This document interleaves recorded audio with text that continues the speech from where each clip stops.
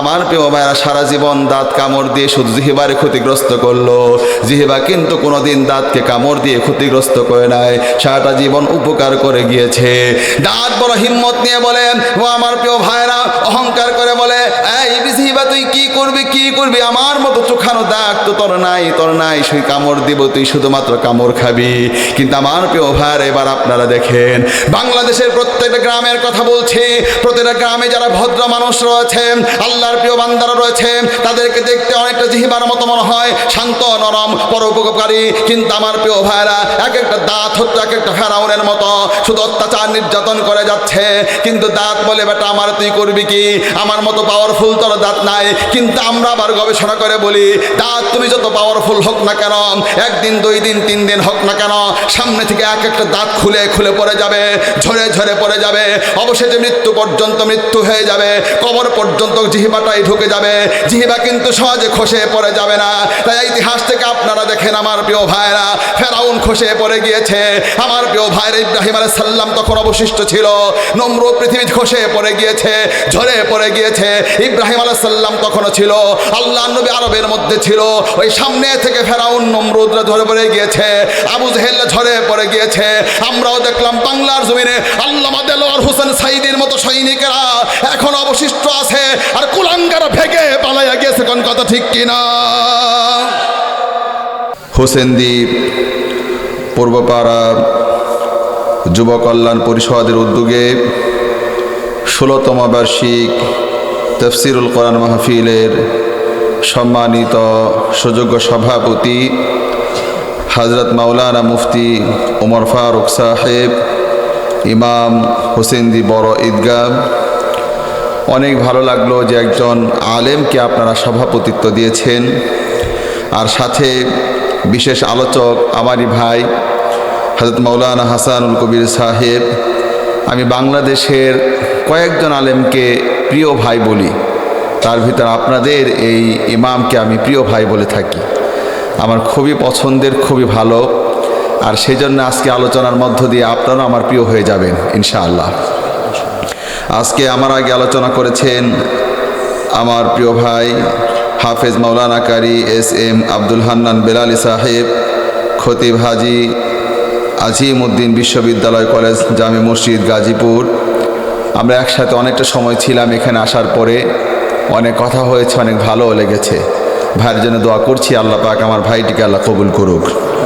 এছাড়াও কথা বলেছেন হযরত মাওলানা ওসিউল আলম সানি, খতিব বাইতুল আমান জামে মসজিদ হোসেনদী পূর্বপাড়া। বিশেষ আকর্ষণও ছিল, এবং মাহফিল পরিচালনা মাওলানা আবুল কাসেম দুলো সাহেব। একজন উপস্থাপক যদি আলেম হয় কতই না সুন্দর, মাশাআল্লাহ। তাহলে আমরা আগামীতে পুরো বাংলাদেশটা কোরআন দিয়েই সাজাতে চাই, জোরে বলেন ঠিক কি না? আসেন তাহলে আমরা আজকে আলোচনাটা সেইভাবেই করি। আমার সাথে সবাই পুরুষের মতো কণ্ঠ দিয়ে যেখান থেকে আজকে তাফসীর করব ইনশাআল্লাহ, আলোচনা করব, তাফসীর বলবো না আমি। আসেন আজকে সেখান থেকে আমরা পড়ি। আউযু বিল্লাহি মিনাশ শাইতানির রাজিম। বিসমিল্লাহির রহমানির রহিম। وكذلك جعلنا في كل قرية أكابر مجرميها ليمكروا فيها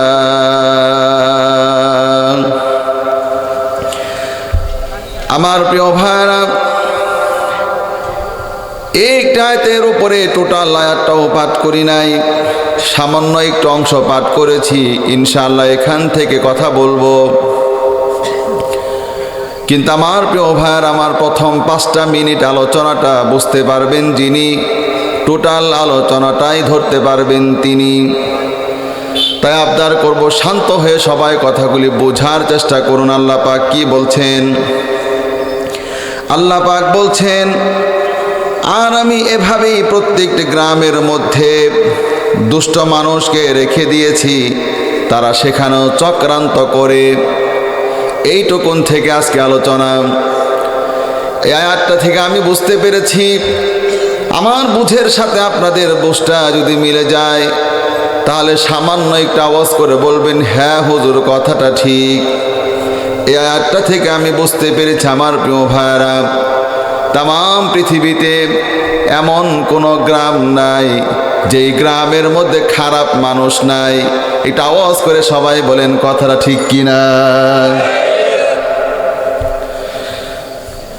আবারও শোনেন কথাটুকুন, পৃথিবীতে আপনারা যারা আমার সামনে বসে আছেন একজনও আমার দেখাতে পারবেন না এমন একটা গ্রাম যেই গ্রামের মধ্যে খারাপ মানুষ নাই।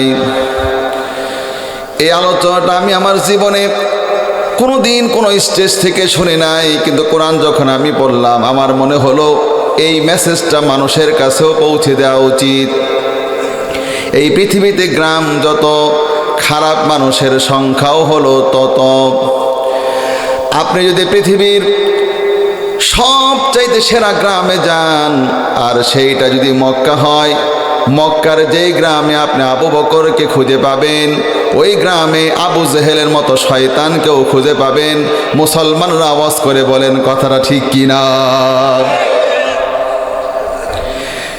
এই জন্যই তো আমরা দেখেছি হযরত মূসা আলাইহিস সালাম যেখানে ছিল সেইখানেই আমার প্রিয় ভাইরা অন্যতম শয়তান ফেরাউনটাও ছিল। যে অঞ্চলের মধ্যে হযরত ইব্রাহিম আলাইহিস সালাম ছিল সে অঞ্চলের মধ্যে নমরুদের মতো শয়তানও ছিল।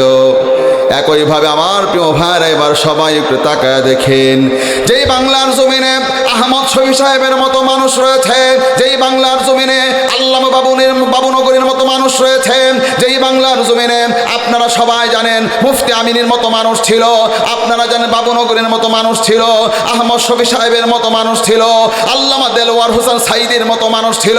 ওই বাংলার জমিনে অসংখ্য কুলাঙ্গাররা বসবাস করে। মুসলমান আওয়াজ করে বলেন কথাটা ঠিক কিনা।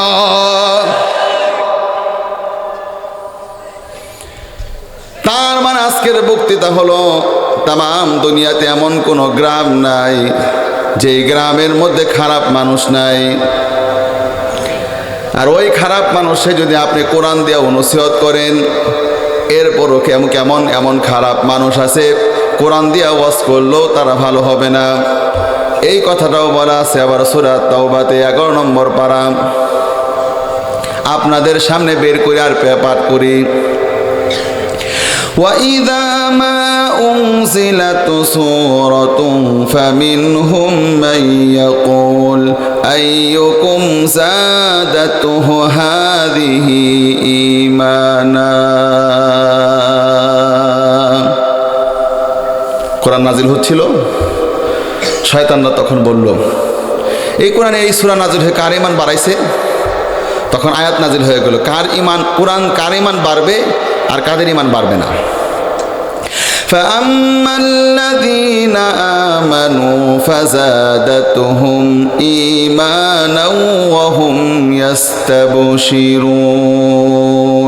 যারা ঈমান এনেছে তাদের ঈমান এর সঙ্গে আরো বৃদ্ধি লাভ করবে আর তারা আনন্দিত হয়ে যাবে। আর কোরআন দিয়ে নসিহত করলে কোরআন নাজিল হলো, কার ঈমান বাড়বে না সেটাও বলা হচ্ছে। وَأَمَّا الَّذِينَ فِي قُلُوبِهِم مَّرَضٌ فَزَادَتْهُمْ رِجْسًا إِلَى رِجْسِهِمْ وَمَاتُوا وَهُمْ كَافِرُونَ। আর যাদের অন্তরের মধ্যে রয়েছে রোগ, যাদের অন্তরের মধ্যে রোগ রয়েছে, ফাজাদাতুহুম রিজসান, তাদের নাপাকির উপর নাপাকির বৃদ্ধি পাবে, এরপরে তারা কাফের হয়ে মৃত্যুবরণ করবে। তাহলে বোঝা গেল আমার প্রিয় ভাইরা কোরআন সবার ঈমান বৃদ্ধি করে না।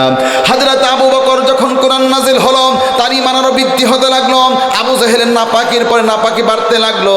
এতে বোঝা যায় এক একটা গ্রামে এমনও খারাপ খারাপ মানুষ রয়েছে যাদেরকে কোরআন দিয়ে নসিহত করলে তারপরে তাদেরকে ভালো বানানো যাবে না। তাহলে 1 নাম্বার আমি আপনাদেরকে দলিল দিলাম। 2 নাম্বার এবার আমি দলিল দেব। এই গ্রাম তাম বাংলাদেশে এমনও গ্রাম আছে আমার প্রিয় ভাইয়েরা, গ্রামের মধ্যে এমন খারাপ মানুষও থাকতে পারে। আপনি কার পিছনে ইমামতি করেন, আমি আপনাদেরকে দলিল দেব, বিশ্ব নবীর পিছনে নামাজ পড়েছে তারপরও ভালো হয় নাই, এমন দলিলও আমার প্রিয় ভাইয়েরা কোরআনের মধ্যে আছে। আল্লাহ নবীর ওই মুসল্লি যখন মারা গেল, নবীর পিছনে নামাজ পড়েছেন, আপনি কোন মসজিদে কোন ইমামের পিছনে নামাজ পড়েন, আপনার ইমাম আর কতই বড় হতে পারে। গ্রামে এমন এমন খারাপ মানুষ আছে, নবীর পিছনে যদি আপনি মুসল্লি বানায় দেন, সেখানে নামাজ পড়ো তারা ভালো হবে না। আল্লাহ নবী জান্নাতুল ফিরদাউসের মধ্যে থাকবে, আর তার মুসল্লির ব্যাপারে আয়াত নাজিল হয়ে গেল, ইন্নাল মুনাফিকিনা ফিদ দারকিল আসফালি মিনান নার।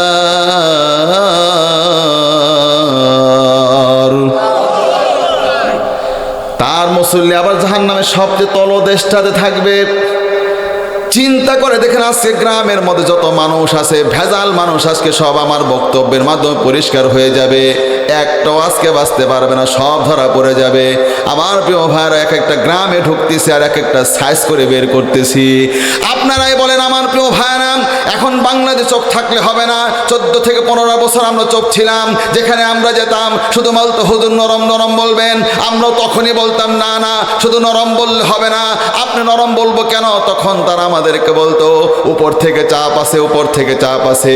তখন আমরা আবার তাদেরকে উল্টা বলে দিতাম, আপনার উপর থেকে চাপ আছে, আপনার অনেক উপর থেকে আমার উপরে চাপ আছে। সত্য না বলে কিয়ামতের দিন আসামির কাঠ গড়ায় দাঁড়ানো লাগবে। সব সময় আমরা মিথ্যা বলতে পার, মিথ্যা তো বলবোই না, সত্য তো বলতেই হবে, এবং কি সব সত্য আমরা বলবো, একটাও গোপন করব না। আমি আপনাকে সাক্ষী রেখে বলছি, আল্লাহকে সাক্ষী রেখে বলছি আমার প্রিয় ভাইরা, নরম কথা আমরা অবশ্যই বলবো। এক একটা গ্রামের মধ্যে ঢুকবো, ওই গ্রামের তাহাজ্জুদ গুজার যারা, তাদের ব্যাপারে আমরা নরম, তারা যেমন নরম, তারা যেমন নরম। এক একটা গ্রামের 5 ওয়াক্ত নামাজি যারা, তারা যেমন নরম, আমরাও তাদের ব্যাপারে প্রচণ্ড নরম। এক একটা গ্রামের পর্দাশীল পরহেজগার ব্যক্তিরা যেমন নরম, আমরা তাদের ব্যাপারে নরম। কিন্তু আমার প্রিয় ভাইরা, আমি আপনাদের কাছে জানতে চাই, জান্নাতটা অনেক নরম, পাশের জাহান্নামটা আবার প্রচণ্ড গরম।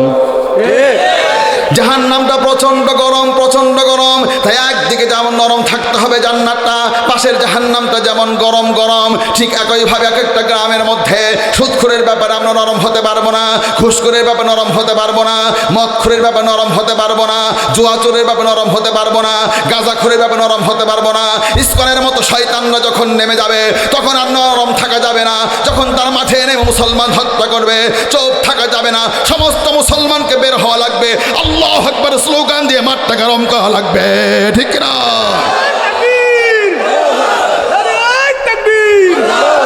ইসলামের শত্রুরা, ইসলামের শত্রুরা, এই মুসলমান ভালো করে শুনেন, এই পৃথিবীতে এমন কোনো গ্রাম নাই যেই গ্রামের মধ্যে খারাপ মানুষ নাই। তাহলে আপনি আমার গ্রামেও যদি যান, আমি বলবো আমার গ্রামের মধ্যে খারাপ আছে, এবং কি আমি আপনাদেরকে দলিল দিচ্ছি।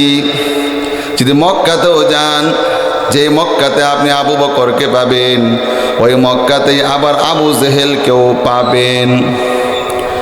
পরহেজগার হবে যেমন, বিপরীত শয়তানটাও হবে তেমন। কোরআন দেখেন, গবেষণাটা ভালো করে। এই কোরআনের প্রথম পারাতে 5টি আয়াত আছে মুত্তাকিনদেরকে নিয়া, এরপরে 2টি আয়াত আছে কাফেরদেরকে নিয়া, এরপরে 13টি আয়াত আছে মুনাফিকদেরকে নিয়া, এরপরে 6 নাম্বার পৃষ্ঠা থেকে শেষ পর্যন্ত 80টির মতো আয়াত আছে ইহুদিদেরকে নিয়া।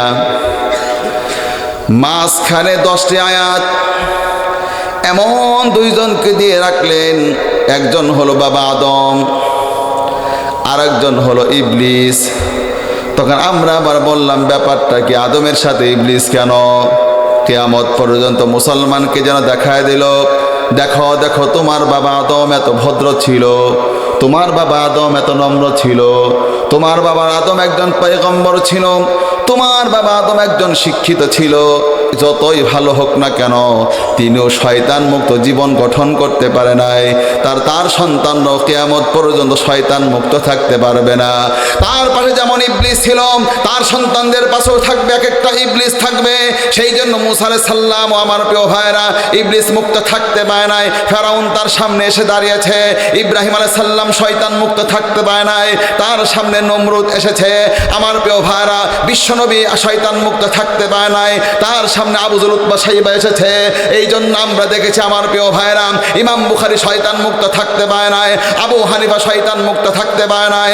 এই জন্য আমরা দেখেছি আমার প্রিয় ভাইরা পৃথিবীর কোন আল্লাহর প্রিয় বান্দারা শয়তান মুক্ত থাকতে পায় নাই। তাই এবার এই এলাকার মানুষকে আমি দাওয়াত দিয়ে যাচ্ছি, আপনিও কিন্তু শয়তান মুক্ত থাকতে পারবেন না, শত্রু মুক্ত আপনার জীবন কিন্তু এক মুহূর্তের জন্য হবে না। এবার আমি আপনাদেরকে জানতে চাই, আপনাদেরকে প্রশ্ন করতে চাই, শয়তান থাকবে চতুর্দিকে, তাই আপনি কি ভয় পাবেন না? আপনি সামনে অগ্রসর হবেন। মুখস্থ করে নেন আমার প্রিয় ভাইরা, আজকে এলাকার যত ভদ্র মানুষ রয়েছেন, সভ্য মানুষ রয়েছেন, সব এক হয়ে যান, এক হয়ে যান, এক হয়ে যান। আপনার আমার বড় খারাপ মানুষের উদাহরণ আমি একটু ভালো করে দিয়ে দেই। উদাহরণ হলো জিহ্বা এবং দাঁত দিয়া। জিহ্বার দিকে তাকান, জিহ্বা যখনই দেখবেন দাঁতটাও দেখবেন, যখন দেখবেন দাঁতের মধ্যে ময়লা আটকেছে, জিহ্বাটা কি সুন্দর করে ময়লাগুলি খুঁটায় খুঁটায় ফেলে দিবে।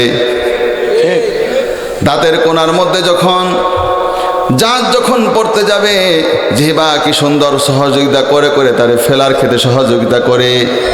আবার দাঁত যখন উঠতেছে, একটু বাঁকা হয়ে উঠতেছে, তখন দাদি নানি খালা মারা তখন বলে বাবা জিহ্বারে কাজে লাগাও। ও গাড়ি যেমন উল্টা পড়ে গেলে যেমন বাঁকা হয়ে যায়, দাঁতটা তোমার বাঁকা হয়ে উঠতেছে, জিহ্বা দিয়ে ধাক্কা দিয়ে দিয়ে সোজা করে দাও। কি সুন্দর উপকারটা করলো দাঁতের, কি সুন্দর উপকারটা সারা জীবন করলো। সারাটা জীবন জিহ্বা সারা জীবন দাঁতের উপকার করলো আমার প্রিয় ভাইরা। কিন্তু আমার প্রিয় ভাইরা দাঁত যখন সুযোগ পাইলো সঙ্গে সঙ্গে দাঁতের মধ্যে একটা জিহ্বার মধ্যে কামড় বসায় দিল। এই জন্য অনেক সময় বলা যায় আমার জিহ্বাটা বড় ক্ষতিগ্রস্ত হয়েছে। কে করেছে, কে করেছে বলে দাঁতের কামড়ে হয়েছে। আমার প্রিয় ভাইরা সারা জীবন দাঁত কামড় দিয়ে শুধু জিহ্বারে ক্ষতিগ্রস্ত করলো, জিহ্বা কিন্তু কোনোদিন দাঁতকে কামড় দিয়ে ক্ষতিগ্রস্ত করে নাই, সারাটা জীবন উপকার করে গিয়েছে।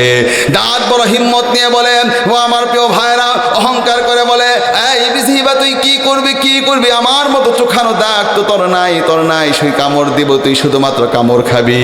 কিন্তু আমার প্রিয় ভাইরা এবার আপনারা দেখেন বাংলাদেশের প্রত্যেকটা গ্রামের কথা বলছি, প্রত্যেকটা গ্রামে যারা ভদ্র মানুষ রয়েছে, আল্লাহর প্রিয় বান্দারা রয়েছে, তাদেরকে দেখতে অনেকটা জিহ্বার মতো মনে হয়, শান্ত নরম পরোপকারী। কিন্তু আমার প্রিয় ভাইরা এক একটা দাঁত হচ্ছে এক একটা ফেরাউনের মতো, শুধু অত্যাচার নির্যাতন করে যাচ্ছে। কিন্তু দাঁত বলে বেটা আমার তুই করবি কি, আমার মতো পাওয়ারফুল তোর দাঁত নাই। কিন্তু আমরা আবার গবেষণা করে বলি দাঁত তুমি যত পাওয়ারফুল হোক না কেন, একদিন দুই দিন তিন দিন হোক না কেন, সামনে থেকে এক একটা দাঁত খুলে খুলে পড়ে যাবে, ঝরে ঝরে পড়ে যাবে, অবশেষে মৃত্যু পর্যন্ত মৃত্যু হয়ে যাবে, কবর পর্যন্ত জিহ্বাটাই ঢুকে যাবে। জিহ্বা কিন্তু সহজে খসে পড়ে যাবে না। তাই ইতিহাস থেকে আপনারা দেখেন আমার প্রিয় ভাইরা ফেরাউন খসে পড়ে গিয়েছে, আমার প্রিয় ভাইরা ইব্রাহিম আলাইহিস সালাম তখন অবশিষ্ট ছিল, নমরুদ পৃথিবী খসে পড়ে গিয়েছে, ঝরে পড়ে গিয়েছে, ইব্রাহিম আলাইহিস সালাম তখনও ছিল, আল্লাহর নবী আরবের মধ্যে ছিল, ওই সামনে থেকে ফেরাউন নমরুদরা ঝরে পড়ে গিয়েছে, আবু জেহেল ঝরে পড়ে গিয়েছে। আমরাও দেখলাম বাংলার জমিনে আল্লামা দেলোয়ার হোসেন সাইদির মতো সৈনিকেরা এখন অবশিষ্ট আছে, আর কুলাঙ্গারা ভেগে পালাইয়া গিয়েছে। কোন কথা ঠিক কিনা? এবার আমি আপনাদের একটা প্রশ্ন করি, আপনারা তো মনে করতে হুজুর আমরা তো সবাই ভালো মানুষ, ভালো মানুষ, আসেন এখনই আপনাদেরকে প্রমাণ করে দেয়। একটা প্রশ্ন করব, সবাই একটু জোরে আওয়াজ দিবেন, গ্রামের সবাই যে ভালো না, সবাই কোনোদিন ভালো হবে না, এতে কোনো সন্দেহ নাই। এবার আপনারা একটু প্রশ্ন করি, সবাই একটু জবাব দেন। সবাই বলেন তো আসমান এবং জমিনটা সৃষ্টি করেছেন কে? আমি একটু গবেষণামূলক মেসেজ দিব, তাই সবাই একটু জোরে বলবেন। আর আমি একটানা প্রোগ্রাম করে আসার কারণে একটু ক্লান্তও রয়েছি, আবার কণ্ঠের মধ্যে একটু সমস্যাও রয়েছে। আমার কষ্ট হলো, আপনারা কিন্তু একটু কথা বলবেন। সবাই বলেন না আসমান এবং জমিনটা সৃষ্টি করেছেন কে? এই যে আপনারা আল্লাহ বললেন। এবার দেখেন কোরআন থেকে আমি দলিল দেই, একই প্রশ্ন যদি আবু জেহেল উতবা সাইবাকেও করি, তারাও আপনাদের মতো জবাব দিবে। আল্লাহ তাআলা আসমান সৃষ্টি করেছে, জমিন সৃষ্টি করেছে, তাহলে আপনারা যদি ভালো মানুষ হন, তারাও তো আল্লাহকে এইভাবে বিশ্বাস করতো, তাহলে তারা কেন ভালো মানুষ হবে না? দেখেন আমার প্রিয় ভাইরা, দলিলগুলি ভালো করে বুঝেন। وَلَئِن سَأَلْتَهُم مَّنْ خَلَقَ السَّمَاوَاتِ وَالْأَرْضَ وَسَخَّرَ الشَّمْسَ وَالْقَمَرَ لَيَقُولُنَّ اللَّهُ।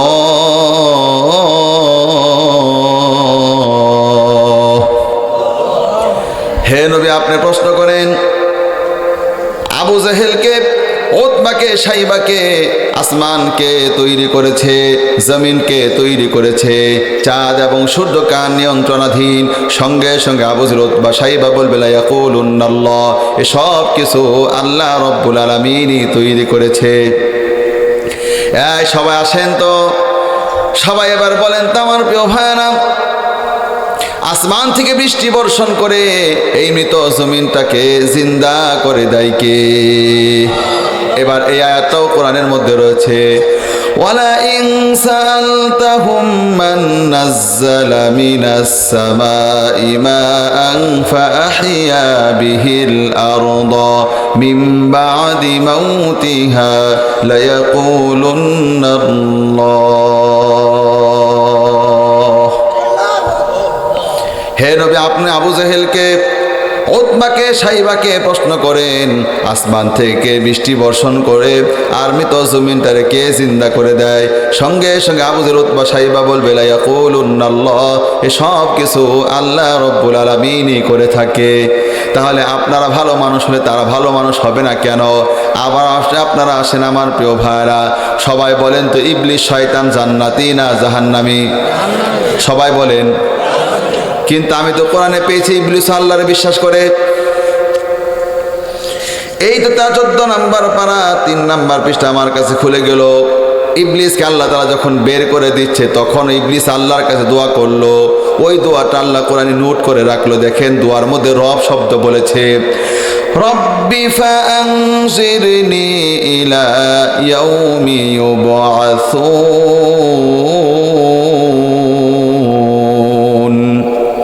ইবলিস আল্লাহকে বলো, হে রব, আপনি আমাকে কিয়ামত পর্যন্ত হায়াত দেন। এই জায়গায় 2 বার রব বলেছে, রব্বি বিমা আগওয়াইতানি লা উযায়্যিনান্না লাহুম ফিল আরদি ওয়া লা উগফিয়ান্নাহুম আজমাইন।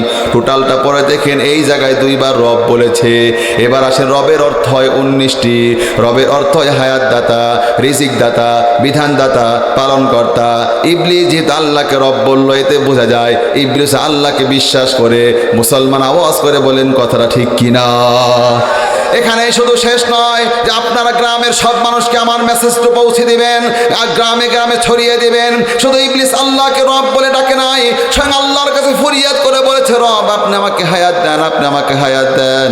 এবার আপনি কোরআনের 22 নম্বর পারার আয়াতখানা পড়ে দেখেন, ইয়া আইয়ুহান নাস আনতুমুল ফুকারাউ ইলাল্লাহ। হে মানুষ, তোমরা সবাই হলো আল্লাহর দরবারে ফকির। তার মানে তোমাদের ড্রাইভারগুলি ফকির, তোমাদের প্যাসেঞ্জারগুলি ফকির, তোমাদের ইমামগুলি সব ফকির, তোমাদের মুসল্লিগুলি সবাই আল্লাহর দরবারে ফকির, তোমাদের দেশের সব নারীরা আল্লাহর কাছে ফকির, তোমাদের দেশের সব পুরুষরা আল্লাহর কাছে ফকির, তোমাদের দেশের সব শিশুরা আল্লাহর কাছে ফকির, তোমাদের দেশের সব বৃদ্ধরা আল্লাহর কাছে ফকির, তোমাদের টিচারগুলি ফকির, তোমাদের ছাত্রগুলি ফকির। এক কথায় তোমাদের জনগণ সব ফকির, তোমাদের বাদশাগুলি সবাই আল্লাহর দরবারে ফকির। আরো পরিষ্কার করে বলতে গেলে তামাম দুনিয়ায় মানুষের সংখ্যা যত, আল্লাহর দরবারে ফকিরের সংখ্যাও হলো তত। সবাই আল্লাহর কাছে ফকির, আল্লাহ হচ্ছে ধনী। ইবলিস জানে আল্লাহ ছাড়া কেউ দিতে পারে না, তাই ইবলিস আল্লাহর কাছে চাইলো, আল্লাহর থেকে হায়াতটা পাইলো। ইবলিস আল্লাহর কাছে হায়াতটা চাইলো, আল্লাহর থেকে হায়াতটা পাইলো। এবার বাংলাদেশে অসংখ্য মানুষ রয়েছে, আপনারাই বলেন, মুসলমান দাবি করে, মনে করো কত ভালো মানুষ হয়ে গিয়েছে।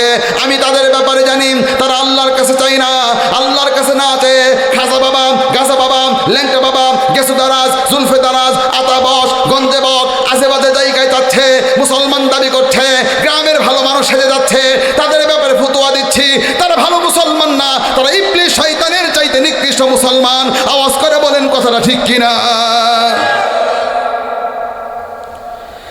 এই পৃথিবীতে এমন কোনো গ্রাম নাই যেই গ্রামের মধ্যে খারাপ মানুষ নাই। এবার আমি দলিল, যেহেতু সময় অনেক 11:30 বেজে গেছে, তাই লম্বা আলোচনাটা করতেই পারবো না। এবার আমি সংক্ষিপ্ত আমি যা বের করেছি দেখাই। আমি 1 নম্বরে বের করেছি, গ্রামে এমন খারাপ খারাপ মানুষ আছে যাদের কোরআন দিয়ে বোঝাইলে তারা ভালো হবে না। 2 নাম্বার, তার নবীর পিছনে নামাজ পড়লেও ভালো হবে না। 3 নাম্বার, তার নবীর সঙ্গে থাকলেও সবসময় ভালো হবে না। 4 নাম্বার, তারা যদি মসজিদ নির্মাণ করে তাও ভালো হবে না। 5 নাম্বার, তারা যদি হাজিদের পানি পান করায় তারপরে তারা ভালো হবে না। এগুলো দলিল সব আমি বের করেছি কোরআন থেকে, এবং কি আমি আরও দলিল বের করেছি। আমার প্রিয় ভাইরা, এমন এমন খারাপ মানুষ আছে তাদের সঙ্গে যদি ফেরেশতাও কথা বলে তারপরে তারা ভালো হবে না। এবং কি আরও খারাপ মানুষ আছে, তারা যদি মৃত মানুষ জীবিত হয়ে তাদের সঙ্গে কথা বলে তারপরও তারা ভালো হবে না। দেখেন এমন এমন খারাপ মানুষ গ্রামের মধ্যে আছে। আমার সাথে পড়েন এই পাড়াতেই, ওয়ালাউ আন্নানা নাযালনা ইলাইহিমুল মালাইকা ওয়া কাল্লামাহুমুল মাউতা। ফেরেশতা নাজিল করে যদি তাদের কাছে পাঠানো হয়, বলা আছে এখানে, ওয়া হাশারনা আলাইহিম কুল্লা শাইইন ক্বাবুলাম মা কানু লিয়ুমিনু। আর মৃত মানুষ তাদের সঙ্গে কথা বলে তাদের সঙ্গে সকল রকমের নিদর্শন যদি দেখানো হয়, এরপরও তারা ঈমান আনবে না। এমন অসভ্য মানুষ গ্রামে থাকতে পারে। আমার প্রিয় ভাইরা, মসজিদ বানালে সবাই ভালো হয় না। আয়াতখানা দেখায়, মসজিদ বানিয়েছিল নবীর জামানায়।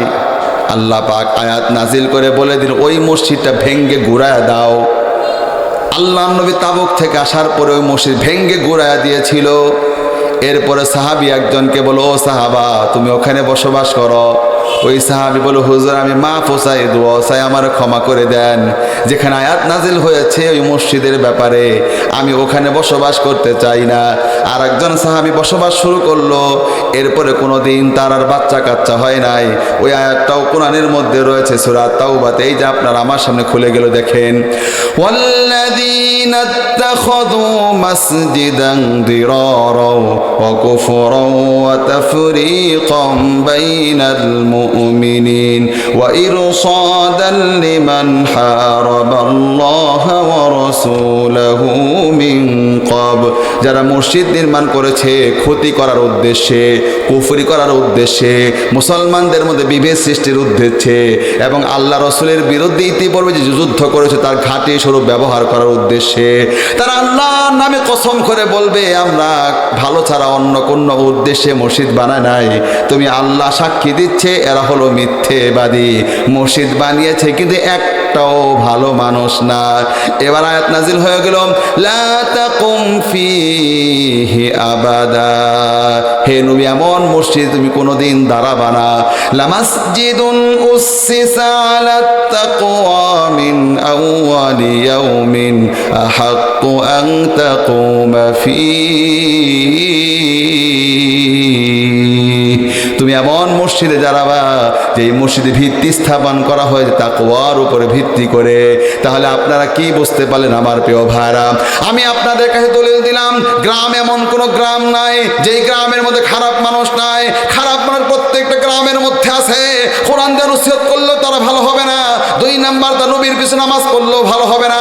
3 নাম্বার, নবীর সঙ্গে থাকলেও ভালো হবে না। 4 নাম্বার, তারা যদি মসজিদে বানায় তারাও ভালো হবে না। এই পাড়াতে এই সূরাতেই রয়েছে, এই সূরা তাওবাতে, তারা হাজিদের পানি পান করে তারা ভালো হয় নাই। আমার প্রিয় ভাইরা, তাদের সঙ্গে যদি ফেরেশতা নাজিল হয়, তাদের কাছে যদি আমার প্রিয় ভাইরা মৃত মানুষ কথা বলে তারপরও তারা ভালো হবে না। 8 নাম্বার, আকাশ থেকে একটা আকাশের টুকরো ভেঙ্গে যদি তাদের কাছে পড়ে যায়, 14 পাড়াতে আছে, ওইটা দেখার পরও তারা ভালো হবে না। আমি সবচাইতে অবাক হয়েছি 10 নাম্বারটা পরে। একটু শান্ত হয়ে আমি এটা শোনাই আপনাদেরকে। আপনারা সবাই জানেন কবর দেখলে সবাই, কবর, হাসর, পুলসিরাত, মিজান, এগুলো দেখলে মানুষ কিন্তু এমনিতেই ভালো হয়ে যাবে। জাহান্নাম যখন দেখতে পারে গুসায় ফেটে যাবে। আমি একটা গবেষণা করতে শুরু করেছিলাম, আমার গবেষণা ছিল এই সব কিছু দেখে মানুষগুলি বলবে, আল্লাহ আপনি আমার দুনিয়ায় পাঠায় দেন, আমি ভালো হয়ে যাব। এটা কিন্তু আপনারা সবাই জানেন, কিন্তু আমি আবার দেখতে চেয়েছিলাম সত্যিই যদি পাঠায় দেয়, পাঠায় দিলে তখন আসলে ভালো হবে কিনা, এমন কোনো আয়াত কোরআনে আছে কিনা। আসলে বলেন আমার প্রিয় ভাই, ওই আয়াতখানা কোথায়? ওই আয়াতখানা হলো এই সূরাতে, এই সূরার নাম আনাম। আপনাদের সামনে বের করে 7 নাম্বার পারাতে 10 নাম্বার পৃষ্ঠাতে, যদি ওদেরকে হাসর নাসর পুলসিরাত দেখায় আবার যদি তাদেরকে পাঠাতো আর তারা সত্যি ভালো হতো কিনা, এ ব্যাপারে কোরআনের একটা আয়াত থাকা দরকার ছিল। আলহামদুলিল্লাহ সেটাও কোরআনের মধ্যে আছে। এই যে সেই আয়াতখানা, ওয়ালাউ তারা ইদ ফুকিফু আলান নার। শোনেন নবী, তুমি যদি দেখতা এদের এক একজনকে যখন আগুনের সামনে দাঁড় করানো হবে, এরপর বলা হলো ওয়ালাউ তারা ইদ ফুকিফু আলা রাব্বিহিম, তুমি যদি দেখতা এদেরকে যখন রবের সামনে দাঁড় করানো হবে, ইস কি কঠিন অবস্থা হবে। এবং আমি হাদিসে পড়েছি রবের সামনে দাঁড়ানোর পরে এত ঘাম ঝরবে, এক একজনের ঘামে তার কানের অর্ধেক পর্যন্ত ভিজে যাবে, এত ঘাম, এত কঠিন অবস্থা। ওখান থেকে বলবে, এখানে বলা আছে আল্লাহ আমাকে মাফ করে দেন, আমাকে ফিরায় দেন। আর যদি ফিরাই দিত, এই সে আয়াতটা না, ওয়ালাউ রুদ্দু লাআদু লিমা নুহু আনহু ওয়া ইন্নাহুম লাকাযিবুন। আর যদি তাদেরকে ফিরিয়ে দেওয়া হতো তাহলে তাদেরকে যা নিষেধ করা হয়েছে তার আবার পুনরাবৃত্তি করত, তার আবার মিথ্যা সাব্যস্ত করত, নতুন করে আবার পাপ শুরু করে দিত, ভালো হতো না। তাহলে আপনারা বুঝতে পারলেন কি, এমন কোনো গ্রাম নাই যে গ্রামের মধ্যে খারাপ মানুষ নাই। এবার 2 নাম্বার পয়েন্ট আমি কথা বলবো, খারাপ মানুষ তো আছে, তবে তাদের সংখ্যা কত বেশি? তখন হলো তাদের সংখ্যাই তো অধিক পরিমাণে বেশি, কারণ কিয়ামতের দিনে আল্লাহ পাক হযরতে আদমকে বলবে, ইয়া আদম, হে আদম। আদম আলাইহিস সালাম বলবে, লাব্বাইকা ওয়া সাদাইকা ওয়াল খায়রু ফি ইয়াদাইক। মুখস্থ করেন, এক একটা গ্রামে খারাপ মানুষ সংখ্যা কত বেশি হতে পারে। আদমকে বলবে, আদম। আদম আলাইহিস সালাম বলবে, লাব্বাইকা ওয়া সাদাইকা ওয়াল খায়রু ফি ইয়াদাইকা। হে আল্লাহ, আমি হাজির, আমি সৌভাগ্যবান, সমস্ত কল্যাণ আপনার হাতে। আল্লাহ পাক বলবে, আখরিজ বাসান নার, তোর ছেলেদেরকে ধরে ধরে জাহান্নামে নিয়ে যা। আদম আলাইহিস সালাম বলবেন, ওমা বাসুন নার, হে আল্লাহ আমার কোন ছেলেদেরকে জাহান্নামে নিব? ঘোষণা হবে, মিন কুল্লি আলফিন তিসআমিআতি ওয়া তিসআতা ওয়া তিসঈন, 1000-এর ভিতরে 1000-এর ভিতরে 1000-এর ভিতরে 999 জন হলো জাহান্নামী, মাত্র 1 জন হলো জান্নাতি। এক একটা গ্রামে 5000 মানুষ থাকলে মাত্র সেখান থেকে 5 জন জান্নাতি, 10,000 মানুষ থাকলে মাত্র 10 জন জান্নাতি, সব করে জাহান্নামে নিয়ে যাওয়া। এই ঘোষণার পরে ফাইনদাহু ইয়াশিবুস সাগীর, হাসরের মাঠে ছোট ছোট বাচ্চাগুলি বুড়া হয়ে যাবে। ওয়াতাদাউ কুল্লু যাতি হামলিন হাবলাহা, এক একজন মা তার বাচ্চাগুলি ডেলিভারি করে দিবে ঠেলায় ছুটে। ওয়াতারান নাসা সুকারা ওয়া মা হুম বিসুকারা, সমস্ত মানুষগুলি নেশাখোরের মতো ডলতে থাকবে। এইরকম কঠিন পরিস্থিতি হয়ে যাবে। কোরআনের আয়াত পড়েন, আকসারুহুম লা ইয়াকিলুন আকসারুহুম লা ইয়াফকাহুন খলিকাল ইনসানু হালুআ লাআমলা আন্না জাহান্নামা মিনাল জিন্নাতি ওয়ান নাস আজমাইন। আমি এভেল আয়াত দিতে পারি। কোরআন বলতেছে অধিকাংশ মানুষ বুঝে না, অধিকাংশ মানুষ নিমক হারাম, অধিকাংশ মানুষ লাভের লোভী, অধিকাংশ মানুষের অনুসরণ নবী তুমি যদি করো তাহলে তোমার তার গুমরা বানায় ফেলবে। এবং মুসলমানের মধ্যে বলা হচ্ছে, ওমা ইউমিনু আকসারুহুম বিল্লাহি ইল্লা ওয়া হুম মুশরিকুন, অধিকাংশ মানুষ ঈমান আনার পরও মুশরিক। তার মানে হিন্দুরা জাহান্নামে যাবে, খ্রিস্টান জাহান্নামে যাবে, বৌদ্ধ জাহান্নামে যাবে, পৃথিবীর সমস্ত বিধর্মীরা জাহান্নামে যাবে। কারণ কোরআনে 3 পারাতে বলেছে, 20 নম্বর পৃষ্ঠাতে অমিনান কোরআন পরিষ্কার বলেছে ফালাই ইউকবালা মিনহু, তার থেকে সেটা গ্রহণ করা হবে না।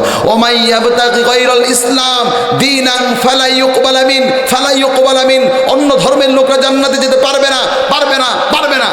মুসলমান হলো, মুসলমানের মধ্যে 73টা দল হবে, 72টা দল যাবে জাহান্নামে, মাত্র একটা দল যাবে আল্লাহর জান্নাতে, একটা দল যাবে আল্লাহর জান্নাতে। এখানেই শেষ নয়, এখানেই শেষ নয়। আল্লাহর নবী বলল, শোনো, কিয়ামতের দিনে, কিয়ামতের আগে এমন হবে মসজিদ ভর্তি মুসল্লি থাকবে, কিন্তু ওই মসজিদে একটাও ইমানদার থাকবে না, একটাও ইমানদার থাকবে না। ওই সময় ইমান রাখা এত কঠিন হয়ে যাবে, হাতের মধ্যে আগুনের আঙ্গার রাখা যেমনটা কঠিন, ইমান রাখা হয়ে যাবে তেমনটা কঠিন। সকালবেলা একজন মুমিন থাকবে, সকালবেলা মুমিন থাকবে, বিকেলবেলা মুমিন থাকতে পারবে না, বিকেলবেলা মুমিন থাকবে, সকালবেলা ইমান আর ধরে রাখতে পারবে না, এমন কঠিন পরিস্থিতি হয়ে যাবে। তাহলে কি বুঝতে পারলেন? এমন কোনো গ্রাম নাই যে গ্রামে খারাপ মানুষ নাই।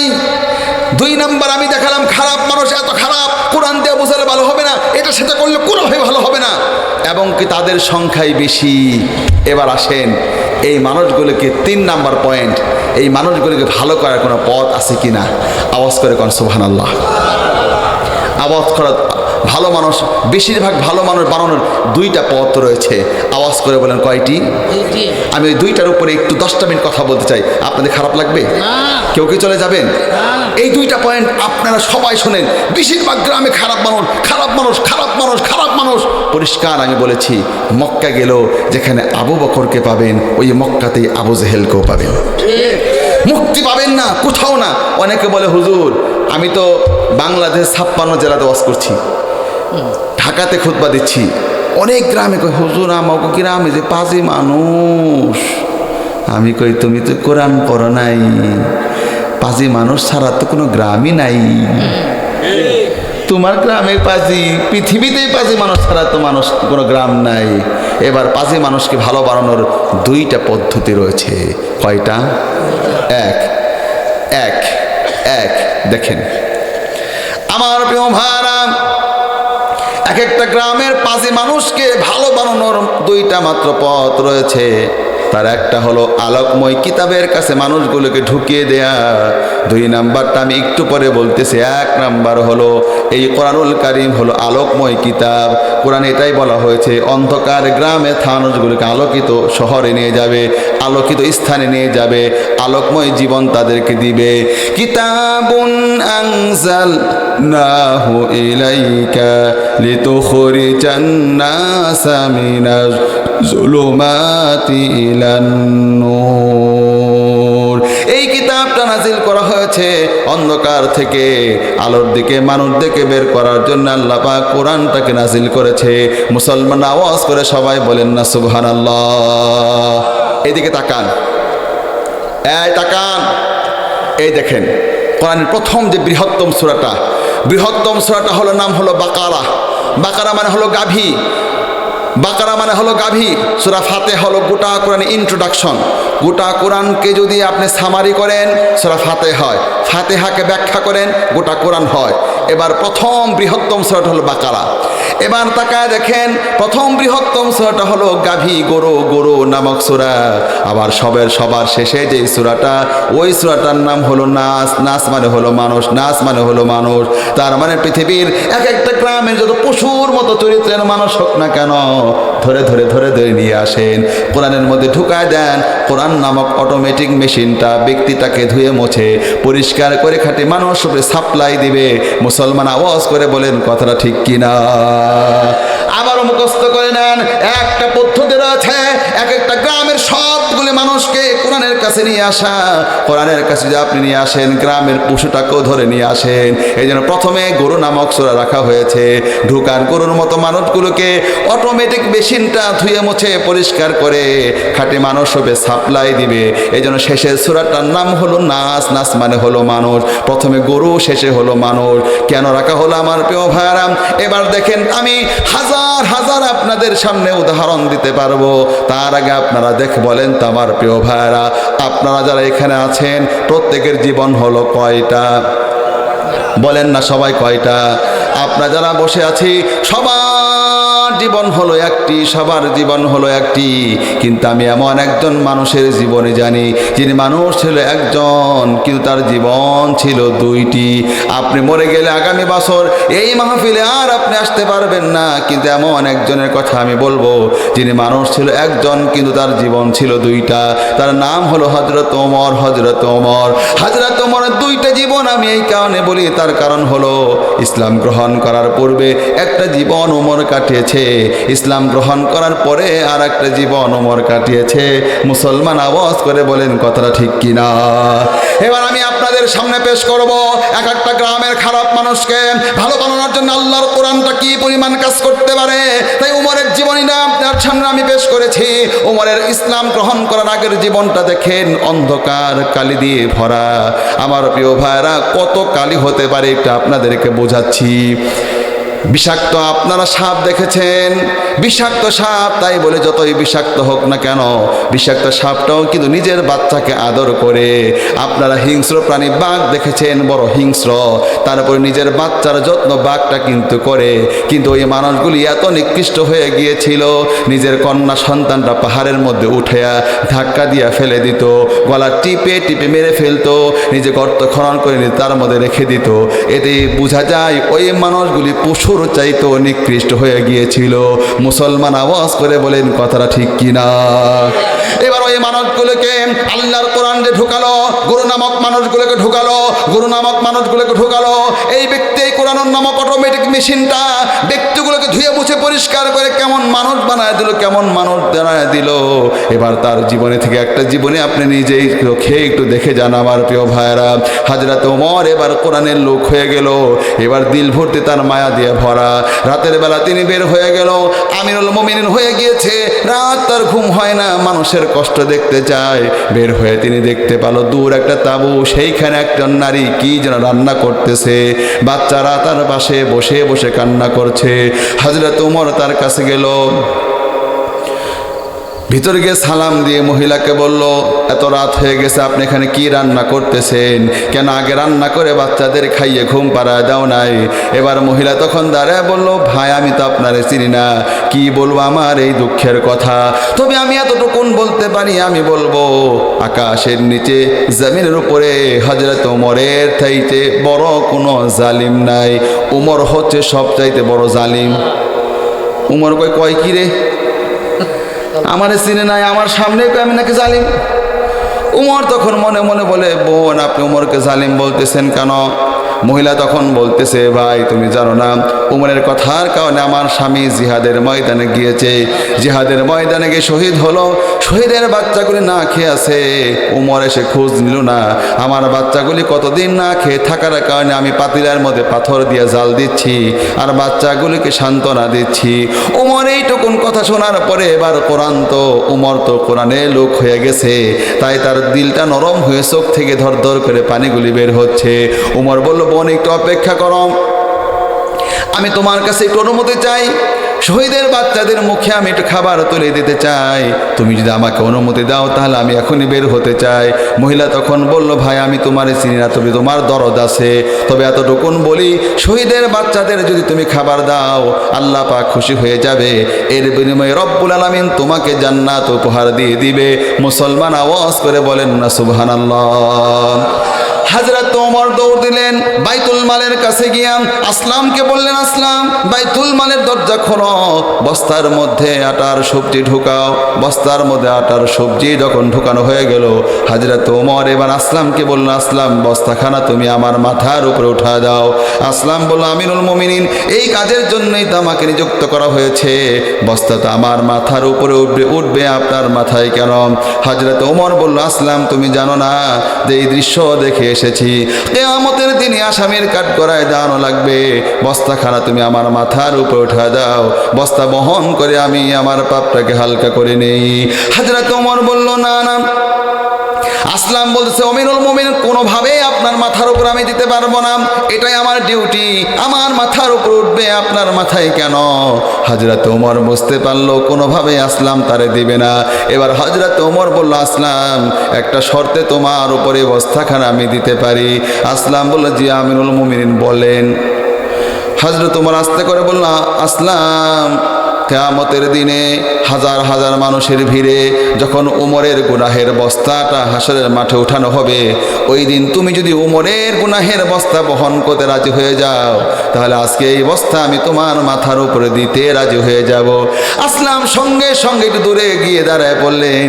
হযরত ওমর বলল, আসলাম বুঝতে পেরেছি উমরের গুনাহের বোঝা নিতে তুমি রাজি না, তাহলে আজকে এই বস্তা আমি তোমার মাথার উপরে দিতে রাজি না।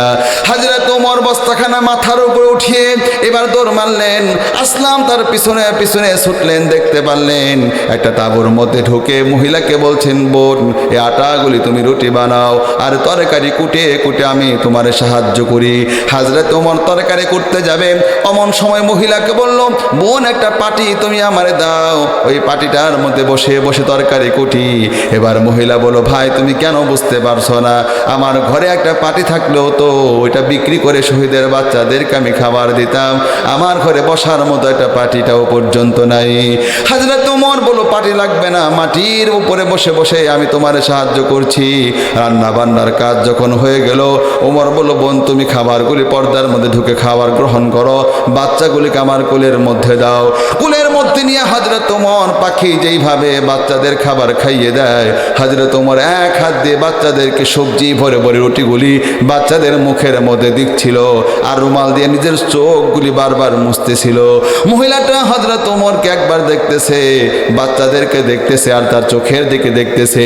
আল্লাহর কাছে হাত তুলে বলেন, আল্লাহ পাক এই রাজ্যের খলিফা জালিম ওমর না হইয়া এইরকম পরহেজগার ভালো মানুষ যদি আমাদের আমিরুল মুমিনিন হতো, তাহলে আমাদের শান্তি আরো অনেক বেশি বৃদ্ধি হয়ে যেত। এমন চমৎকার দোয়া ফরিয়াদ মহিলা করতেছে।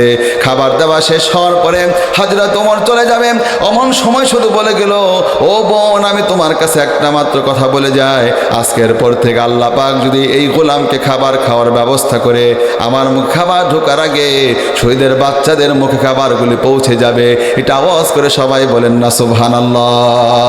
হযরত ওমর চলে গেল, তাহাজ্জুদ নামাজের মধ্যে দাঁড়ায়া আল্লাহর কাছে ফরিয়াদ করে কান্না করছেন। ফজরের নামাজ আদায় করার পরে হযরত ওমর এবার তিনি ঘুরে দাঁড়ালেন, দাঁড়ায় তিনি দুইটা হুকুম দিলেন। একটা হুকুম দিলেন, ও বাবুর্চি রান্না করে চলে যাও, শহীদের বাচ্চাদের জন্য খাবার রান্না করতে শুরু করে দাও। দায়িত্বশীলদেরকে বলল, যাও শহীদের বাচ্চা অমুক জায়গায় রয়েছে তাঁবুর মধ্যে মহিলা সহ তার বাচ্চাদেরকে নিয়ে আসো। দায়িত্বশীলা চলে গেছে। মা শোনেন, এক একজন মা শোনেন, দায়িত্বশীলা গায়ে দেখে মহিলা ফজর নামাজে পড়ে আল্লাহর কোরআন পড়তেছে। আগে আমরাও দেখতাম আমাদের মাগুলি ফজর নামাজে পড়ে সূরা ইয়াসিন পাঠ করে এরপর ঝাড়ু দিত, আর এখন ফজরের পরে সূরা ইয়াসিন পড়বে দূরের কথা, রাতভর স্টার জলসা জি বাংলা কিরণমালা দেখে মোবাইল দেখে এত রাত বাজায় ফেলছে, ফজর নামাজ শুনতে সব কাজা হয়ে গেছে। আর সামনে উঠে কয় দোকান থেকে রুটি আর ভাজি নিয়ে আসো। যদি এখন মুখস্থ করেন, মা আমি আপনাকে শ্রদ্ধার সঙ্গে বলছি, আমি আপনার প্রশংসা করেছি, তবে আমি বলবো এই যে আমার হাতে একটা ঘড়ি আছে, এই ঘড়ির একটা কোম্পানি আছে, আমার চশমা রয়েছে তার একটা ফ্যাক্টরি আছে।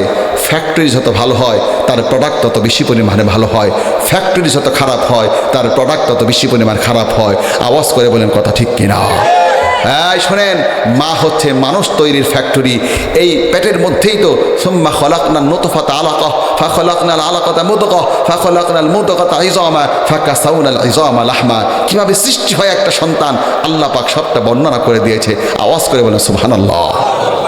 মা, তাই মা যদি ভালো হয়ে যায়, এক একটা মা যদি ভালো হয়ে যায়, বাংলার জমিন ওমরের মতো সন্তান দিয়ে বাংলার জমিনটা ভরে যাবে। আর আমি দেখতে পাচ্ছি আমার প্রিয় ভাইরা, যদি বাংলার জমিন ওমরের মতো সন্তানগুলি হয়ে যায়, ওমরের মতো সন্তানগুলি কোনো পরোয়া করবে না, ভয় ভীতি তাদের থাকবে না। আমরা কার জন্য জীবন দিব? দুনিয়ার কোনো নেতা নেত্রীর জন্য আমরা জীবন দিব না। তিনি আপনার কি দিবে? হয়তো ঢাকাতে একটা ফ্ল্যাট দিতে পারে, কিন্তু এমন ফ্ল্যাট যেই ফ্ল্যাটের মধ্যে রোগ ঢুকে, যেই ফ্ল্যাটের মধ্যে শীত ঢুকে, যেই ফ্ল্যাটের মধ্যে গরম ঢুকে। দুনিয়ার যত নেতা নেত্রীরা আপনার ফ্ল্যাট দিবে, ওই ফ্ল্যাটের রং চলে যাবে, ফ্ল্যাটটাও বিধ্বস্ত হবে, ফ্ল্যাটের মালিক সব মরে যাবে। একটাবারকে আমাদের বলা যাবে না আমরা এবার আগামীতে আমার প্রিয় ভাইরা কোন নেতা নেত্রীর জন্য আমরা বাংলার জমিনে জীবন দিব না। আমরা আগামীবার একটাবার আল্লাহর কোরআনের জন্য আমরা জীবন দিতে চাই। সমস্ত মুসলমান যদি আমরা ঐক্যবদ্ধ হয়ে যায় বাংলার জমিনে, আমরা ঐক্যবদ্ধ হয়ে গেলাম, দাড়িওয়ালা ঐক্যবদ্ধ হয়ে গেলাম, টুপিওয়ালা ঐক্যবদ্ধ হয়ে গেলাম, তাবলিগওয়ালা ঐক্যবদ্ধ হয়ে গেলাম, আমরা কওমির ঐক্যবদ্ধ হয়ে গেলাম, আমরা আলিয়ার ঐক্যবদ্ধ হয়ে গেলাম, সমস্ত দল আমরা ঐক্যবদ্ধ হয়ে গেলাম। বাংলার জমিনে একটা সময় এসেছে একটা আল্লাহু আকবার স্লোগান দিতে, যেইভাবে হযরতে মূসা আলাইহিস সালাম স্লোগান দিয়েছিল, ফেরাউন চূর্ণ বিচূর্ণ হয়ে গিয়েছিল, যেইভাবে ইব্রাহিম আলাইহিস সালাম স্লোগান দিয়েছিল, নমরুদ চূর্ণ বিচূর্ণ হয়ে গিয়েছিল, যেইভাবে বিশ্বনবী আল্লাহু আকবার স্লোগান দিয়েছিল, আবু যর উতবা সাইবা চূর্ণ বিচূর্ণ হয়ে গিয়েছিল, যেইভাবে আমার প্রিয় ভাইরা বাংলার জমিনে শাহজালাল এসেছিল আল্লাহু আকবার স্লোগান দেওয়ার সঙ্গে সঙ্গে আপনারা জানেন আমার প্রিয় ভাইরা গৌর গোবিন্দের প্রাসাদটা মাটির মধ্যে দেবে গিয়েছে।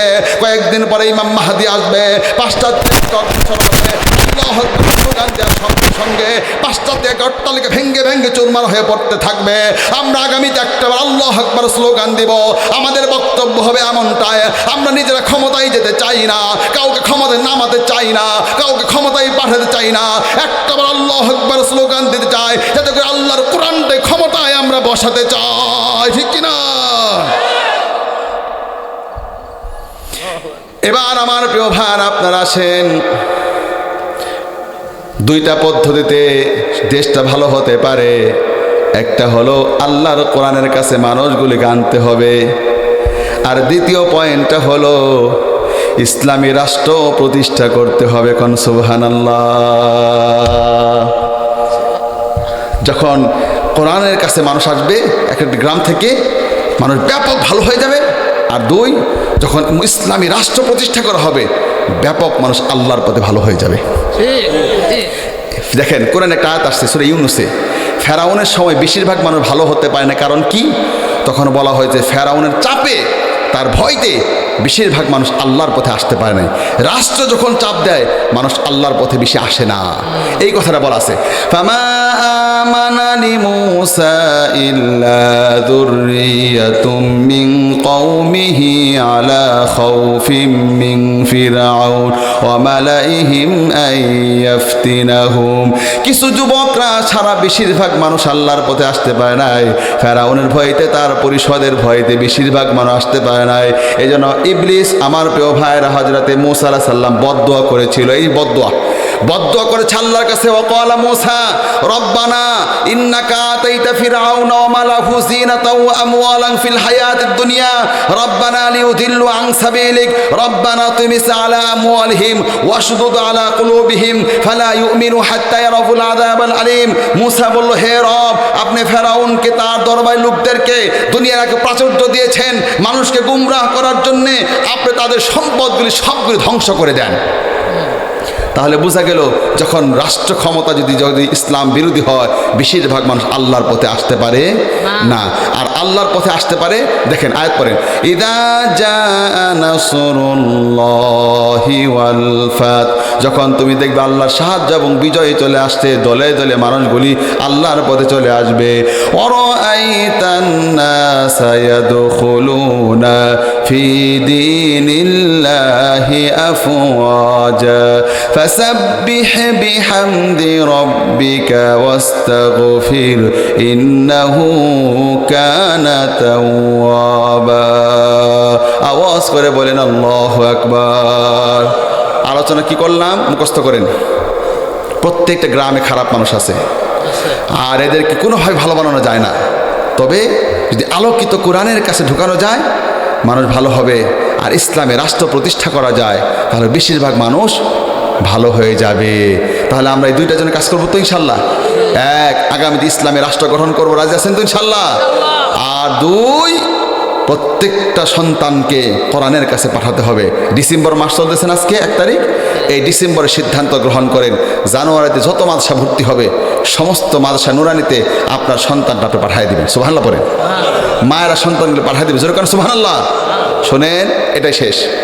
একজন মা মুখস্থ করে নেন, এটা আপনার হৃদয়ে থাকবে এবং এটা নিয়ে বাসায় যাবে। একজন মা, আমি আমার ইতিহাস জানি। ঐশী নামক যে মেয়েটা বাবা মাকে জবে করেছিল, সে আমাদের কাশিমপুরে থাকতো, কাশিমপুরের জেলখানায়।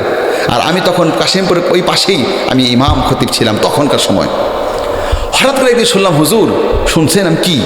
ঐশীকে জেলের মধ্যে কোরআন শেখানোর ব্যবস্থা করছে। আমি কই কি জেলের মধ্যে কোরআন শেখানোর ব্যবস্থা? বলে হ্যাঁ, জেলের মধ্যেই শিক্ষিকা নিয়োগ করে দিয়েছে, ঐশীকে সে কোরআন শেখায়। তখন আমি বললাম কারণ কি? তখন সে বলল, হুজুর ওরা বুঝতে পারছে যে কোরআন ছাড়া একটা শিশুকে কখনো আদর্শবান শিশু বানানো যাবে না। এই জন্যে ওই মেয়েটাকে ভালো বানানোর জন্যে, পুলিশের তো মেয়ে, চাই তাকে কোরআন শেখানোর একটা ব্যবস্থা করেছে। তখন আমি এত খুশি হলাম। তারপরে সময় আমি বক্তৃতা বললাম, ওহে মুসলমানেরা, আজ বাংলাদেশের পুলিশরা পর্যন্ত বুঝতে পেরেছে কোরআন ছাড়া এক একটা শিশুকে ভালো বানানো যাবে না। সত্যিকার অর্থেই কোরআন ছাড়া যে ভালো বানানো যায় না তার উদাহরণ অ্যাভেলেবেল। আমার ঢাকাতে একটা ছেলে, ওর মা সকালবেলা এই ইংলিশ মিডিয়ামে পড়ে। ছেলেটা একটু মিথ্যা কথা না, আমি আল্লাহর কোরআন আমার হাতে আমি বলছি, সত্য ঘটনা, একেবারে সত্য। ওর মা সকালবেলা ঘর ঝাড়ু দেয় না, ছেলে ক্লাসে চলে গেছে, ঝাড়ু দিতে গিয়ে দেখে ল্যাপটপ বা কম্পিউটারটা একটু অন করা। মনে করলো মনে হয় ছেলে মনে বন্ধ করতে ভুলে গেছে, হতে পারে। মা গিয়ে চাপ দিয়েছে বন্ধ করার জন্যে, একটা বাটন চাপ লেগে ভুল করে অন্য বাটন লেগে গেছে। হঠাৎ করে দেখে স্ক্রিনে একেবারে ডাইরেক্ট নাকা আস্তাগফিরুল্লাহ খারাপ ছবি। এখন ওই মা অবাক হয়ে গেছে যে আমি এগুলো যখন আমরা বুঝিও নাই, আর আমার ছেলে রাত ভর এগুলি করে। এরপরে মা কি করছে, ছেলেটা রাতে সন্ধ্যার সময় ক্লাস থেকে আসছে বিকেলবেলা, ধরছে, এই তোর ল্যাপটপে আমি কি দেখলাম, এটা ঝাড়ু নিয়ে এভাবে ছেলের কাছে গেছে। ছেলে আমার মারে বলতেছে, তুমি আমার অনুমতি ছাড়া আমার ল্যাপটপ হাত দিলে কেন? আমার অনুমতি ছাড়া হাত দিলে কেন? এই কথা বলে তার এখানে ধরেছে, এখানে ধরে এমন করে ফেলে দিয়েছে। মাটা একটু শর্ট টাইপের মহিলাটা, আর ওই ছেলেটা ছিল স্বাস্থ্য, এমন চাপ দিছে এরকম করে গলা জিহ্বাটা বের হয়ে যাচ্ছিল। তখন এই শব্দ হচ্ছিল, তখন তার আরেক ভাবি, বড় ভাইয়ের ওয়াইফ, শব্দ পেয়ে পিছন থেকে টেনে টেনে তারপর ছুটাইছে। এই হলো বাস্তব ঘটনা। তখন আমাকে বলে, এটা তাবিজ টাবিজ দিতে পারেন কিনা? তখন আমি বললাম, সে আপনি বুনে ফেলছেন হলো তিতা গাছ, মিষ্টি ফল আপনার থেকে কোনোদিন সম্ভব না। মায়েরা, আমার শেষ কথাটা শুনে যান। একজন মা, তার 3টা সন্তান। বলেন কয়টা? 3টা। একটু সবাই বলেন। 3টা। ভাই পিছনের লোকটা বলেন কয়টা? 3টা। বড় ছেলেটা হলো পুলিশ, ছোট্ট ছেলে মেজো ছেলেটা, প্রথম বড় ছেলেটা পুলিশের চাকরি নিয়েছে, মেজো ছেলেটাও তিনি পিএইচডি করার জন্য বিদেশে গিয়েছে, ডাক্তার। আর ছোট্ট ছেলেটাকে মাদ্রাসায় দিয়েছে। 3টা ছেলে। এবার বড় ছেলেটা পুলিশের চাকরি নিয়ে তিনি বহুদূর আছে। মেজো ছেলেটা বিদেশে গিয়েছে ডাক্তারি, তার সার্টিফিকেট পিএইচডি করার জন্য ডাক্তারি গিয়েছে, বিদেশে গিয়েছে। ছোট্ট ছেলেটা বহুদূর তার মাদ্রাসা। হঠাৎ করে এই মা একদিন দুনিয়া থেকে বিদায় হয়ে গেল। এলাকার লোকেরা চিন্তা করলো, মরা লাশ তো বেশিক্ষণ রাখা যায় না, ইসলামের মধ্যে 3টা কাজ খুব দ্রুত করতে হয়। আপনারাও মুখস্থ করেন, কয়টা কাজ? 3টা। আবার বলেন কয়টা? 3টা। 1, আজানটা হলে নামাজটা পড়ে ফেলো। 2, ছেলে মেয়ে বড় হলে তাড়াতাড়ি বিয়েটা করা দাও। 3, মানুষ মরে গেলে তাড়াতাড়ি তার জানাজা কমপ্লিট করে দাও। এখন এলাকার লোকেরা মায়ের জানাজা দিয়ে দিবে। এখন যে ছেলে বিদেশে আছে তাকে তো ফোন দিলে এখন তো আর সে ওখান থেকে আসতে পারবে না। মেজো ছেলেটা তিনি পুলিশে চাকরি করে, বড় ছেলেটা তাকে ফোন দিল, তার কাছে থানার তথ্য পৌঁছতে সে আবার এমন জায়গায় গিয়েছে আসামি ধরার জন্য সঠিক সময়তে আসতে পারলো না, সেও জানাজা পেল না। ছোট্ট ছেলে মাদ্রাসা তার বহুদূর, তিনিও আসতে পারলো না। 3টা ছেলে মায়ের জানাজা আজকে নাই। এলাকার লোকেরা জানাজা কমপ্লিট করলো। এবার কিছুদিন পরে 3 ছেলে এবার কবরের পাশে এসে দাঁড়িয়েছে একসাথে। বড় ছেলেটা আল্লাহর কাছে বলছে, আল্লাহর কাছে বলছে, আল্লাহ, আমি যখন আসামি ধরতে গেলাম অমন সময় তুমি আমার মাকে আসামি বানায়া কবরের মধ্যে নিয়ে গেলে। আমি আমার মায়ের চেহারা খানা দেখতে পারলাম না, এমন করে করে চোখের পানিগুলি ফেলতেছে। মেজো ছেলেটা আল্লাহর কাছে বলছে, আল্লাহ পাক, আমি বিদেশ থেকে আসলাম, ডাক্তার হয়ে জীবনে কত অর্থ উপার্জন করব, কিন্তু আমি আমার বিশাল অর্থ থেকে একটা আপেল কিনে মারে খাওয়াতে পারলাম না। এমন মনের দুঃখ আবেগ পেশ করে করে চোখের পানিগুলি ফেলতেছে। অমন সময় ছোট্ট ছেলেটা আল্লাহর কোরআনটা হাতে নিয়ে কবরের পাশে তেলাওয়াত করছে। এবার ছোট্ট ছেলেটা আল্লাহকে বলছে, আল্লাহ পাক, আমার মা ডিম বিক্রি করে করে কোরআন আমাকে শিখিয়েছে, কোরআন আমাকে পড়িয়েছে। আজকে এই কোরআনটা কবরের পাশে আমি তেলাওয়াত করছি। ও রব, দয়া করে মা করে কোরআনের উসিলায় তুমি আমার মায়ের কবরটাকে জান্নাতের টুকরায় পরিণত করে দাও। এবার সবাই একটু বলেন, আমার প্রিয় ভাইরা, এখানে এমন একজন মানুষ নাই যার সঙ্গে মাথা নাই, মাথাবিহীন একজন মানুষ নাই। বিবেক হলো মানুষের সবচাইতে বড় আদালত। আপনি যদি আপনার বিচারটা করতে পারেন, এর থেকে সেরা বিচার আর কোথায় খুঁজে পাবেন? এই যে বড় ছেলেটা আল্লাহর কাছে দুঃখ করে বলল, আল্লাহ পাক, আমি যখন আসামি ধরতে গেলাম অমন সময় আমার মাকে আসামি বানায় তুমি কবর নিয়ে আসলে। একটু বলেন তো, আজকে এই কথা বললে কোনো সওয়াব হবে নাকি? মেজো ছেলেটা আল্লাহর কাছে বলল, আল্লাহ, আমি ডাক্তার হয়ে আসলাম, জীবনে কত অর্থ উপার্জন করব, কিন্তু আমি আমার বিশাল অর্থ থেকে একটা আপেল কিনে মারে খাওয়াতে পারলাম না। আজকে এই কথাটা বললে কবরের মধ্যে একটা আপেল ঢুকানো যাবে নাকি? কিন্তু ছোট্ট ছেলেটা আল্লাহর কাছে যে চমৎকার ফরিয়াদটা করেছে, ও রব, কবরের পাশে আল্লাহর কোরআনটা নিয়ে আমি তেলাওয়াত করছি, কোরআনের উসিলায় তুমি আমার মায়ের কবরটাকে জান্নাতের টুকরায় পরিণত করে দাও। আমি যতটুকু লেখাপড়া করেছি তাতে আমার মনে হয় এমন একটা ছেলে যদি কবরের পাশে ফরিয়াদ করতে পারে, আল্লাহ খুশি হয়ে যাবে, কবরটা জান্নাতের টুকরায় পরিণত হয়ে যাবে। আওয়াজ করে সবাই বলেন না সুবহানাল্লাহ। মুখস্থ করেন, প্রতিটা গ্রামে খারাপ মানুষ আছে। ভালো হওয়ার একটা পদ্ধতি আল্লাহর কোরআনের মধ্যে ঢুকে যাওয়া, 2 ইসলামী রাষ্ট্র প্রতিষ্ঠা করা। আল্লাহ তাআলা যে আজকের বক্তব্যটা বুঝে আমল করার তৌফিক দেয়। সবাই বলেন আমিন। ওয়া আখিরি দাওয়ানা আলহামদুলিল্লাহি রাব্বিল আলামিন।